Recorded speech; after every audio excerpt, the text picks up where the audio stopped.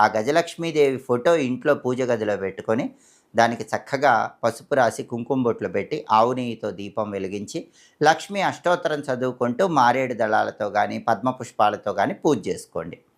మారేడు దళాలు, పద్మ పుష్పాలు దొరక్కపోతే గులాబీ పూలతో పూజ చేసుకోండి. లక్ష్మీ అష్టోత్తరం మొత్తం కూడా చదువుకోలేని వాళ్ళకి ఒక శక్తివంతమైన నామం లక్ష్మీ అష్టోత్తరంలో చెప్పారు. ఆ నామం ఒక్కటి చదువుకున్న అద్భుత ఫలితాలు కలుగుతాయి. ఆ నామం ఏంటంటే ఓం భువనేశ్వర్యై నమః.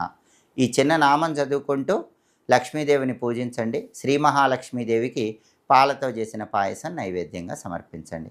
శ్రీ సూక్తం కానీ, కనకతారా స్తోత్రం కానీ, అష్టలక్ష్మి స్తోత్రం కానీ చదివినా విన్నా చాలా మంచిది. తామరవతులతో దీపారాధన చేస్తే కూడా అద్భుత ఫలితాలు కలుగుతాయి.